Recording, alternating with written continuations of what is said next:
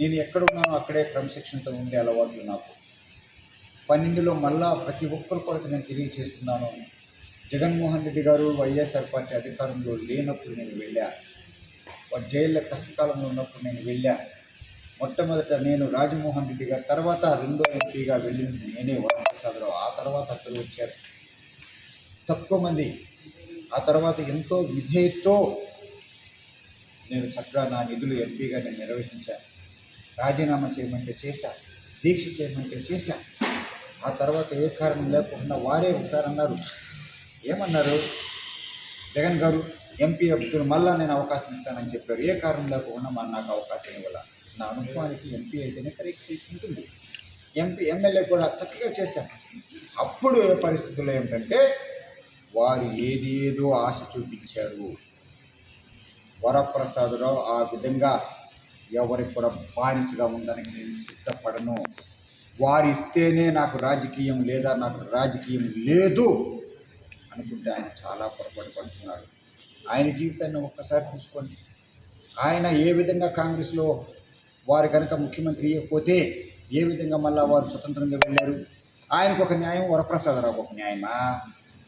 ఆ రోజు ఆయన కాంగ్రెస్లో పదవి అయినప్పుడు ఆయన కూడా మరి ఊరికి ఎందుకు కూర్చోలా? అప్పుడు వరప్రసాదరావు మాత్రం ఊరికే కూర్చుంటాడు ఇక్కడ.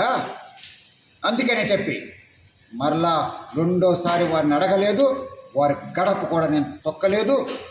చిన్న చిన్న ప్రలోభాలకు వారెవరికో ఏదో ఆ ప్రలోభాలకు లొంగనప్పుడు ఈయన ప్రలోభాలకు మాత్రం నేను లొంగుతానా? ప్రజల్లో ఉండాలని చెప్పి నేను వచ్చాను. ఏ రాజకీయవేత్త చేయాలో ఆ విధంగా చేశాను. నా పార్టీకి నేను కట్టుబాటుతో ఉన్నా. అదే సమయంలో ఎలా వాడుకుని ఉపయోగించుకుని పార్టీ తీసేయడానికి నన్ను కానీ షర్మిల గారిని కూడా ఏ విధంగా అన్యాయం చేయడం న్యాయం అని చెప్పి అడుగుతున్నా. ఆ బిడ్డ 3000 కిలోమీటర్ల పాదయాత్ర చేసింది, బస్సు యాత్రలు చేశారు. అలాగే విజయమ్మ గారు కూడా ఎన్ని దీక్షలు చేశారు. అలాగే ప్రజలకు ఫీజు రియంబర్స్మెంట్ కదా, స్టూడెంట్స్కి వాళ్ళు రాలేదంటే ఆవిడ దీక్ష చేసి తెప్పించింది. అలాగే రైతులకు ఎలక్ట్రిసిటీ ఉచిత విద్యుత్ కింద బాకాలు ఉన్నాయంటే అది చేస్తే ఆవిడ దీక్ష చేసి తీసుకొచ్చింది. అందరూ కలిసి పెట్టుకున్న వైఎస్ఆర్ పార్టీ అది, ఎవరిది కాదు. ఆ రోజు ప్రత్యేక హోదా కొరకు నేను కూడా పసిబిడ్డలాగా నేను స్లోగన్స్ ఇచ్చి చేశాను. రాజీనామా చేశా, స్లోగన్స్ చెప్పాను పసిబిడ్డలాగా.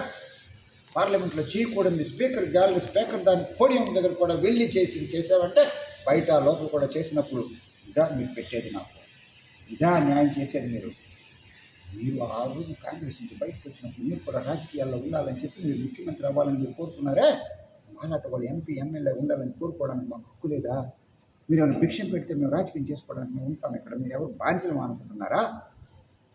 29 మందిలో 29 ఎమ్మెల్యేలు దళితుల్లో దాదాపు 27-28 మందిని మార్చుకుంటారా?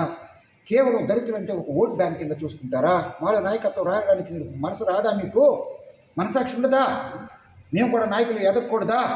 కేవలం ఒక సామాజిక వర్గం వాళ్ళే నాయకత్వం ఎదగాల? ఒక సమాజం వాళ్ళే ఆర్థికంగా పెద్దవాళ్ళు కావాలా? బీసీ ఎస్సీలు ఎక్కడికి వెళ్తారు? ఆ రోజు బీసీలు ఎస్సీలు కనుక ఓటు వేసి ఉండకపోతే ఏదైనా ప్రభుత్వం వచ్చి ఉండేదా? మమ్మల్ని 2 విధాలుగా చూస్తున్నారు. ఏంటి, దళితులను బీసీలను ఓటర్ బ్యాంక్స్ లాగా చూసుకోవడం, మిగిలిన నాయకత్వాలకు మాత్రం ఎవరెవరికో ఇచ్చుకోవడం, బాధ్యతలు ఇంకొకరికి ఇచ్చుకోవడం, మెయిన్ ఇంకొకరికి ఇచ్చుకోవడం. అది ఏ విధంగా న్యాయం అని చెప్పి మనసాక్షితో ఒక్కసారి ఆలోచించమని తెలియజేస్తున్నాను.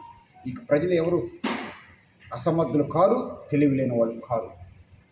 మీరు ఈ విధంగా ఓట్ బ్యాంకర్స్ ఉపయోగించుకుని సంక్షేమ పథకాలు 10 రూపాయలు ఇచ్చేసి ఓట్లు వేయించుకుని ఆర్థికంగా మీరు ముందుకు వెళ్ళడం, రాజకీయంగా ముందుకు వెళ్ళడం, వీళ్ళు ఇలాగే బానిసలుగా ఉండిపోవడానికి మేము సిద్ధంగా లేము. నేను నాంది పలికాను, నన్ను బీజేపీ ఆదరించారు, ఉమ్మడి అభ్యర్థికి పెట్టుకున్నారు.